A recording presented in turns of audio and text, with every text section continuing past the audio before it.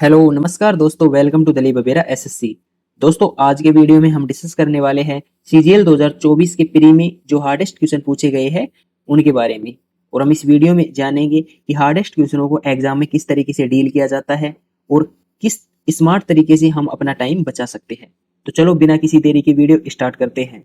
बस आपसे ये रिक्वेस्ट है कि जब भी क्वेश्चन आपके सामने आए तो एक बार पॉज करके खुद से करने की ट्राई करना है और फिर उस क्वेश्चन का सॉल्यूशन देखना है। तो चलो बिना किसी देरी के वीडियो स्टार्ट करते हैं। सबसे पहले पहला क्वेश्चन आपके सामने है। पहले क्वेश्चन में दे रखा है कि यदि निम्नलिखित समीकरणों की प्रणाली में चरों का मान तीन क्रमागत पूर्णों के रूप में है तो ए का मान बताइए।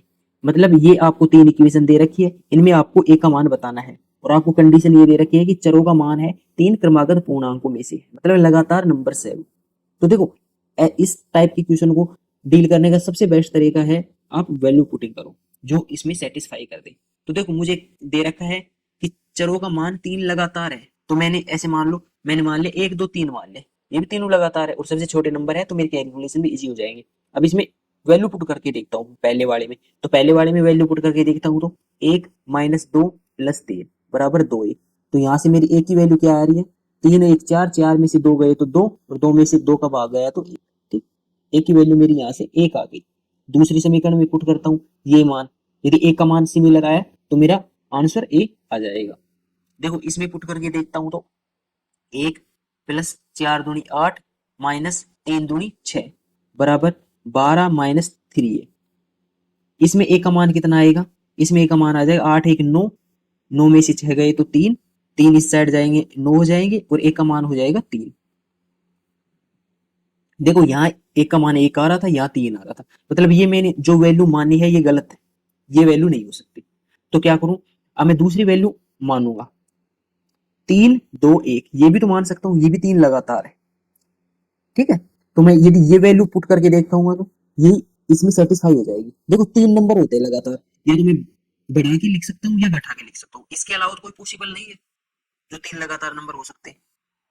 अब मैं ये वाली वैल्यू इस पहले वाले समीकरण में पुट करके देखता हूँ तो देखता हूँ कि तीन माइनस दो प्लस एक बराबर दो।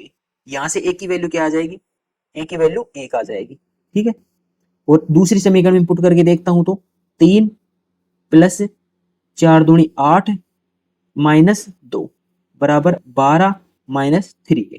यहाँ एक की वैल्यू कितनी आ जाएगी, आठ तीन ग्यारह में से दो गए नौ, यहाँ मेरी एक की वैल्यू एक आ गई। मतलब ये भी सेटिस्फाई कर गया, ये भी सेटिस्फाई और तीसरा भी करेगा, ये दो कर गए तो तीसरा भी करेगा, आप चेक कर सकते हो। तो यहाँ से मेरे एक की वैल्यू एक आ गई है। तो आप वैल्यू पुटिंग करके इस क्वेश्चन को बहुत ही कम समय में कर सकते हो। देखो नेक्स्ट क्वेश्चन, नेक्स्ट क्वेश्चन में दे रखा है कि सात इकाई त्रिज्या वाला एक वृत्त है। ठीक है, और पीक्यू और क्यू आर प्रत्येक सात इकाई लंबाई की जीवाई है। तो जीवा पी आर की आपको लंबाई बताना है। तो मैं एक वर्त ड्रॉ कर लेता हूं। अब देखो हो क्या रहा है, इसके अंदर एक कोई भी आपको वर्त दे रखा है, जैसे ये वर्त है। अब इस वर्त में सात इकाई इसकी त्रिज्या दे रखी है, मैं त्रिज्या मान लेता हूं इसके अंदर। ऐसे मान लो ये एक पॉइंट है और इसकी सात इकाई त्रिज्या है। अब एक पी क्यू और क्यू आर ये दो जीवा है, जैसे ये जीवा है एक तो पी और क्यू और ये क्यू और आर। ठीक है, एग्जैक्ट नहीं बनी लेकिन स्ट्रेट लाइन। अब जीवा पी आर की लंबाई बतानी, ये आपको पी आर की लंबाई बतानी, हमें इसकी लेंथ चाहिए।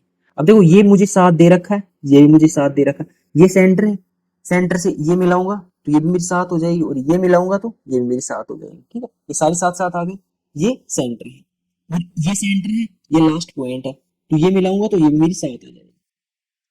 समझ गए यहाँ तक। अब देखो ये साथ ये साथ ये साथ ये साथ, ये समचतुर्भुज बन गया आपके सामने, ये समचतुर्भुज बन गया नहीं, इसकी सारी भुजा साथ साथ है, साथ साथ। अब आपको समचतुर्भुज की एक प्रॉपर्टी पता होगी, कौन सी प्रॉपर्टी, जो समचतुर्भुज का हमें मुझे पी आर चाहिए, इसको मैं चाहूँ तो फॉर्मूले से भी कर सकता हूँ, लेकिन देखिए विदाउट फॉर्मूले से जो समचतुर्भुज का जो डायगोनल्स होते हैं, जो विकिरण होते हैं, ये एक दूसरे को 90 डिग्री पे कट करते हैं। ठीक है, 90 डिग्री पे कट करते हैं और दोनों बराबर होते हैं डायगोनल।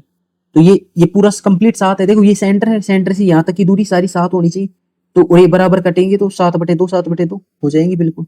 अब मुझे यहाँ से यहाँ तक की लेंथ मैं पाइथागोरस प्रमेय से निकाल सकता हूँ, सात है, यहाँ सात बटे दो है, मुझे ये लेंथ चाहिए। अब देखो 7 इसमें भी है 7 इसमें भी है, तो 7 तो आएगा ही। ठीक है, अब 7 के गुणे में कितना है 1, यहाँ गुणा में कितना है 1/2, तो होता क्या है अंडर रूट 1 माइनस, मतलब इसका स्क्वायर माइनस इसका स्क्वायर, यही तो होता है ये। तो इसका स्क्वायर 1 का स्क्वायर 1, तो 1/2 का स्क्वायर 1/4, और उसका अंडर रूट हो जाएगा। इसका मान कितना हो जाएगा 7, 4 1 3 रूट 3/2, 7 रूट 3/2। अभी 7 रूट 3/2 कहाँ की लंबाई आ रही है, बस ओनली यहाँ से और यहाँ तक, ये लेंथ है ये। ठीक है, अब मुझे कंप्लीट चाहिए, तो कंप्लीट इसका जस्ट डबल है, मैंने पता है कि ये दोनों बराबर पार्ट में कट करता है, तो जस्ट डबल कर दूंगा, तो मेरे 7√3 मेरा आंसर आ जाएगा। तो ऑप्शन नंबर ये आ गया। यदि मैं इसको √3 से ऊपर नीचे गुणा करूंगा तो ये बन जाएगा 21/√3, तो ये मेरा आंसर हो जाएगा। देखो नेक्स्ट क्वेश्चन में कह रहा है एक विक्रेता ने एक ग्राहक को 95 रुपए में 20 कुकीज की बजाय 19 कुकीज बेचकर धोखा दिया। यदि विक्रेता ने 20 कुकीज 76 रुपए में खरीदी है तो उसका लाभ कितना है रुपए के अंदर।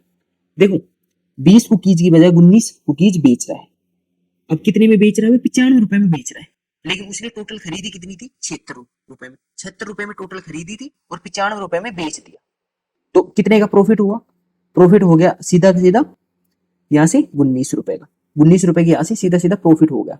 अब देखो 19 रुपए को तो ये हुआ, लेकिन 20 बेचनी थी, 20 खरीदा था ना इतने रुपए में, और 20 की बजाय 19 बेचा है, तो एक कुकीज अभी भी उसके पास बच रही है, एक कुकीज अभी भी उसके पास बच रही है। तो 20 कुकीज का मूल्य कितना है 76 रुपए, तो एक कुकीज का मूल्य कितना होगा 3.8 होगा, नहीं होगा, तो ये इसके पास और बच रही है, तो ये भी तो इसका प्रॉफिट ही है, क्योंकि इसने बेचा नहीं है, तो इसको खुद के पास है, ये खुद के पास है, तो ये भी एक प्रॉफिट में तो गिना जाएगा। तो 3.8 और ऐड हो जाएंगे, और 22.8 ये इसका आंसर हो जाएगा। देखो नेक्स्ट क्वेश्चन है, इस क्वेश्चन में कह रहा है कि पाइप क्यों एक टंकी को 60 घंटों में भर सकता है, जब पाइप आर इसे 45 घंटों में भर सकता है। ठीक है, अब पाइप डब्ल्यू है, ये टंकी को खाली कर सकता है, इसका एफिशिएंसी वगैरह कुछ नहीं दे रखी, ना टाइम दे रखा, और पाइप क्यू और आर 6 घंटे के लिए एक साथ खोले जाते हैं, जिसके बाद डब्ल्यू को टंकी खाली करने के लिए भी खोला जाता है। आधे स्तर तक के निशान तक पहुंचने के बाद सभी 3 पाइपों को 24 घंटे के लिए एक साथ खोल दिया जाता है। तो पाइप डब्ल्यू को अकेले पूरी टंकी भरने में कितना समय लगेगा। देखो क्वेश्चन की लैंग्वेज थोड़ी अजीब है, लेकिन क्वेश्चन बहुत ईजी है। कैसे, देखो ये है क्यू आर और डब्ल्यू, ये 3 पाइप, ये खाली कर रहा है, ये दोनों भर रहे हैं।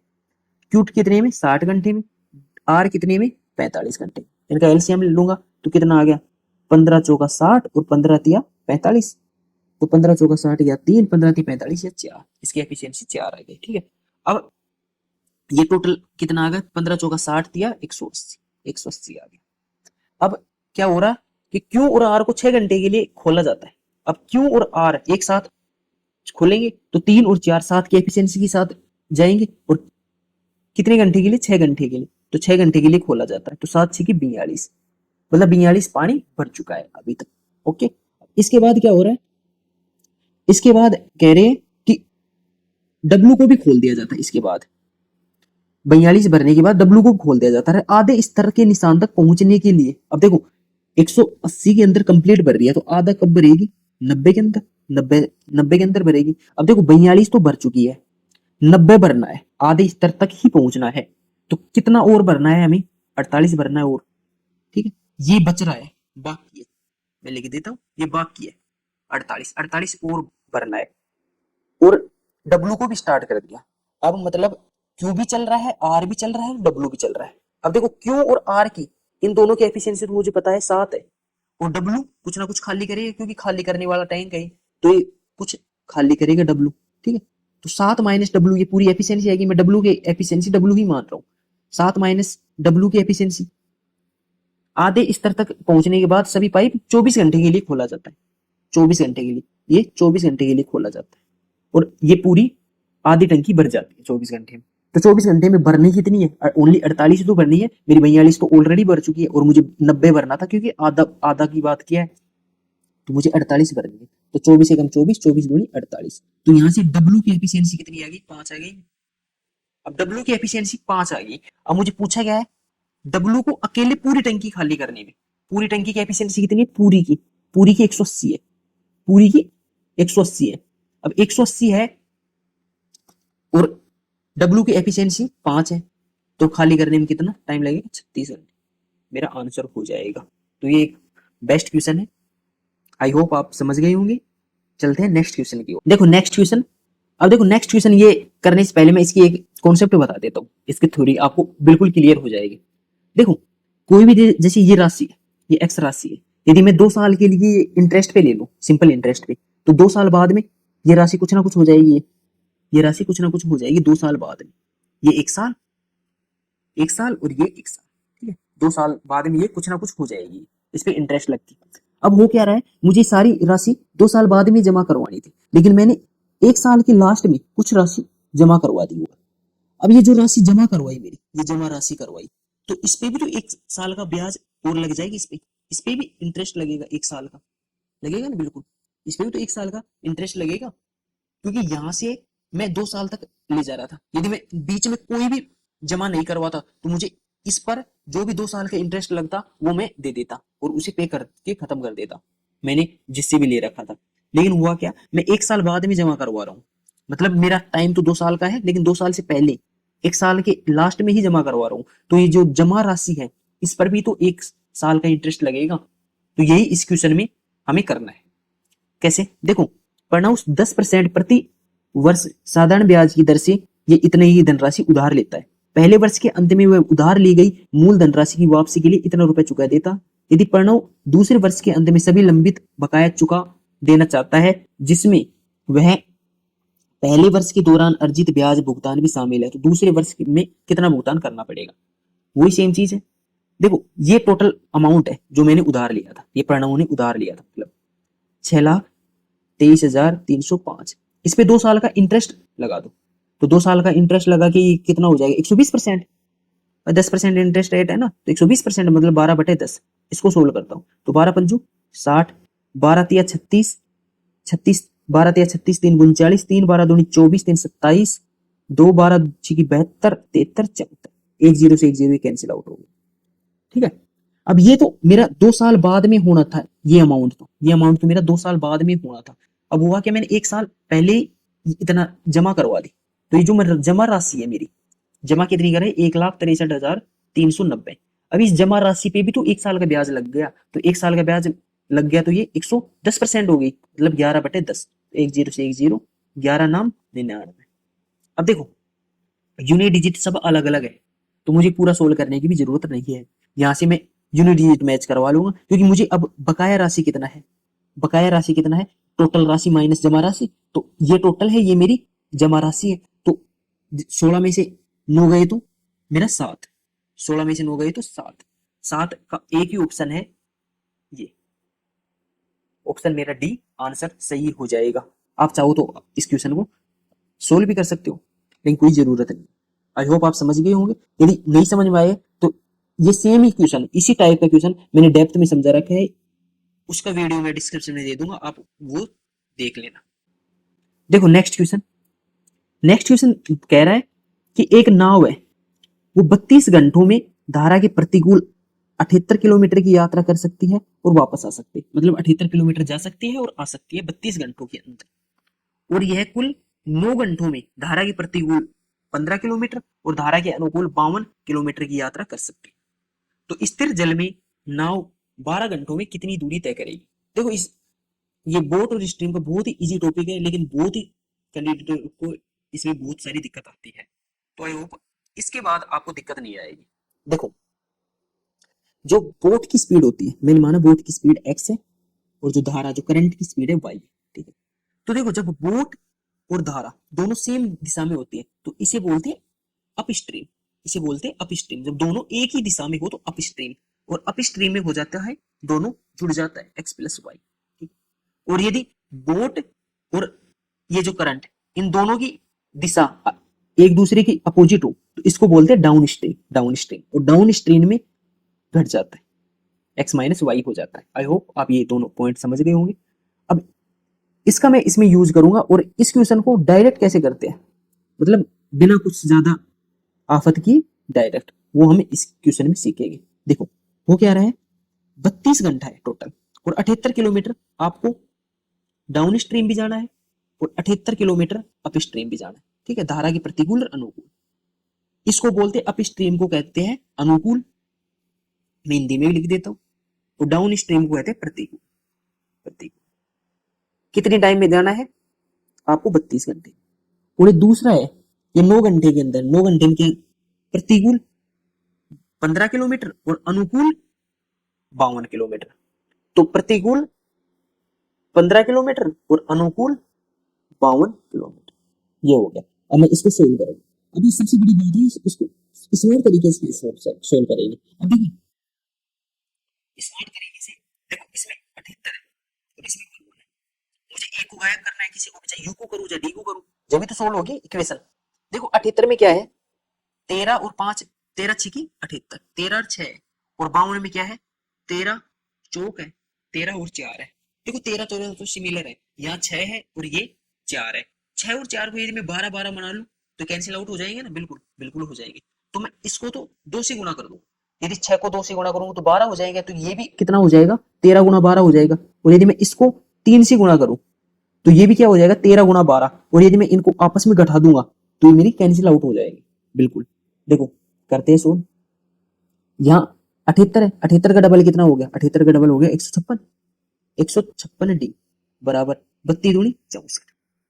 यहाँ 3 से गुणा करेंगे तो 15 तिया 45 डी बराबर 9 तिया 27। घटाना है वापस, घटाएंगे जब भी तो कैंसिल आउट होगा। तो घटाएंगे तो ये कितना आ गया, 16 में से 6 में से 5 गए तो 1 और 1 1 111 डी बराबर ये कितना आएगा, 7 और 3 37। ये आ गया मेरा। देखो इसका मतलब क्या हुआ है, इसका मतलब ये 111 डी, डी का मतलब क्या, प्रतिकूल, प्रतिकूल मतलब डाउन स्ट्रीम, मतलब डाउन स्ट्रीम 111 किलोमीटर की दूरी वह 37 घंटे में ट्रेवल कर रहा है। तो इसको मैं, इसका ये मतलब हुआ ना कि जो 111 किलोमीटर डाउन स्ट्रीम है ये 37 घंटे में कर रहा है।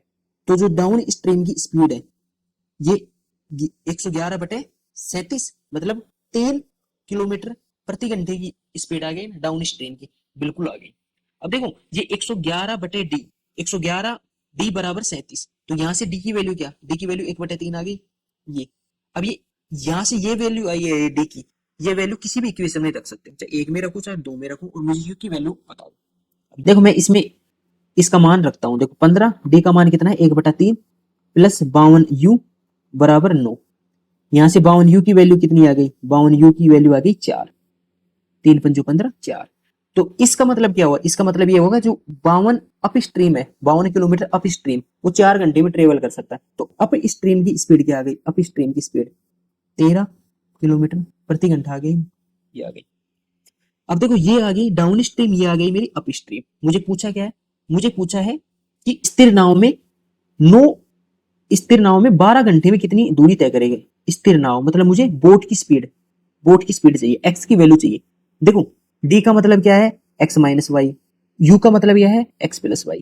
तो यदि मैं इन दोनों को जोड़ के 2 का भाग दे दूं तो मुझे एक्स की वैल्यू आ जाएगी, और घटा के 2 का भाग दूं तो वाई की। तो मुझे एक्स की वैल्यू चाहिए, तो एक्स की वैल्यू क्या है, इन दोनों को जोड़ के 13 और 3 को जोड़ के आधा कर दूंगा, 3 प्लस 13/2 तो 8 आ गई मेरी एक्स की वैल्यू। और ये स्पीड है बोट की, और बोट की स्पीड ये है, मुझे टाइम ये दे रखा, तो डिस्टेंस क्या हो जाएगी, डिस्टेंस बराबर हो जाएगी स्पीड गुना टाइम। स्पीड कितनी है 8, टाइम कितना है 12, 12 × 96, ये मेरा आंसर हो जाएगा। देखो मैंने आपको समझाया इसलिए थोड़ा टाइम लगा है, आप खुद से ट्राई करोगे तो ये बहुत ही आपका टाइम बचाएगा। इस टाइप की क्वेश्चन में बहुत ज्यादा टाइम लगता है, आप प्रॉपर इक्वेशनों को सोल्व करेंगे, आप ये वाला स्मार्ट तरीका नहीं लगाएंगे तो आपको कैलकुलेशन भी लंबी होगी। आप इस तरीके से इस इक्वेशन को कैलकुलेशन होने से बचा सकते हैं। देखो इसमें बोल रखा है कि एक बाहरी बिंदु एफ है, एफ से खींची गई दो सीधी रेखा एक वृत्त को ए और बी पर क्रम से स्पर्श करती है। F E is less than F B, स्पर्श नहीं है, छेदक है, छेदक मतलब उसको क्रॉस करती है इस पर, और वृत्त को सी पर स्पर्श करती है। तो ओ वृत्त का केंद्र है, दिया गया है ये, और ये आपको मान दे रखा है ए और बी का मान चाहिए। देखो मैं एक ड्रॉ कर लेता हूं, यहाँ पे एक बाहरी बिंदु एक एफ है, ठीक है, यहाँ पे एक एफ पॉइंट है। अब एफ से ये है ए और बी, ए और बी है, ऐसे है, ए पास के अंदर है और बी दूर में, और एफ से सी ये यहां टच कर रही है, सी टच कर रही है। अब ओ वर्त का केंद्र है, ओ मान लो ये वर्त का केंद्र है। अब ए सी एफ ये आपको दे रखा है 50 डिग्री, 50 डिग्री, और ए एफ सी ये आपको दे रखा है 30 डिग्री, और हमें चाहिए ए ओ बी, हमें चाहिए ये वाला मान। ये मैं येलो से कर देता हूँ, ए ओ बी मुझे ये मान चाहिए। देखो सबसे पहली बात, यदि ये 50 है ये 30 है, तो ये एक्सटर्नल, ये कंप्लीट, ये पूरा कितना हो जाएगा, ये पूरा 80 हो जाएगा कि नहीं हो जाएगा, ये पूरा रेड 80 हो गया, ये पूरा 80 हो गया रेड। ठीक है, अब देखो ये पॉइंट है, ये सेंटर का पॉइंट, और ये मेरी क्या है टेंजेंट स्पर्शरेखा। आपको पता है कि जो आपका सेंटर होता है और स्पर्शरेखा, ये जिस लाइन पे मिलती है ये 90 डिग्री ड्रॉ करती है, बिल्कुल। अब 90 ड्रॉ कर गई तो ये मेरा 50, तो ये मेरा कितना बचा, 40 बचा। ठीक है, अब देखो ये लाइन है, पूरी पूरी लाइन है। अब इस लाइन पे ये 40 है, ये आपका सेंटर है, तो मतलब ये भी इसकी रेडियस होगी, ये भी रेडियस होगी, दोनों रेडियस, तो ये दोनों कोण भी बराबर होंगे। तो ये 40 है, तो ये वाला इस साइड का ये भी 40 हो जाएगा, इस साइड का ये भी 40 हो जाएगा, 40, ये 40 हो गया, तो ये कितना बचा, ये कितना, ये भी 40 बचगा। अब देखो ये वाली लाइन जो ओ ए और ओ बी ये भी रेडियस है, तो ये भी 40 डिग्री ही बनाएगी। ये 40 आ गया, ये 40 आ गया, अब ये मैं आराम से निकाल सकूं, 40 40 80, तो ये मेरा 100 डिग्री आ गया। ठीक है, इससे बेस्ट तरीका इस क्वेश्चन को सोल्व करने का हो ही नहीं सकता। देखो नेक्स्ट क्वेश्चन में दे रखा है A square plus B square plus C square का मान 2 into A plus C minus 1 है, तो A cube plus B cube plus C cube का मान कितना होगा। देखो इसको वैसे तो स्क्वायर फॉर्म में लिख के और फिर करते हैं, लेकिन इसका सबसे शॉर्ट तरीका है, यदि आपको ए की वैल्यू चाहिए तो ए की वैल्यू डायरेक्ट निकल जाती है, कि आप देखो डायरेक्ट कि यहाँ ए का कोफिशिएंट क्या है, जैसे 1 है, बटे ए स्क्वायर का कोफिशिएंट क्या है, वो बटे 1 बराबर 1, और बी की वैल्यू चाहिए, यहाँ बी का कोफिशिएंट क्या है 0, तो बी की वैल्यू 0 होगी, 0 बटे समथिंग कुछ भी करो तो 0 आएगी। और सी की वैल्यू चाहिए, तो यहाँ सी का कोफिशिएंट देखो 1 है, और सी स्क्वायर का कोफिशिएंट देखो 1 है, तो 1, तो ए बी सी मेरी तीनों की वैल्यू आ गई, ये सारी वैल्यू इसमें पुट करूंगा तो 1 प्लस 0 प्लस 1 बराबर 2 मेरा आंसर हो जाएगा। आपको डायरेक्ट करना है कि ए का कोफिशिएंट लेना है बटे ए स्क्वायर का कोफिशिएंट, यही मेरा ए का वैल्यू होगा। ऐसे बी का वैल्यू चाहिए तो बी का कोफिशिएंट बटे बी स्क्वायर का कोफिशिएंट, ऐसे सी का वैल्यू चाहिए तो सी का कोफिशिएंट बटे सी स्क्वायर का कोफिशिएंट। ठीक है, चलो नेक्स्ट क्वेश्चन देखते हैं।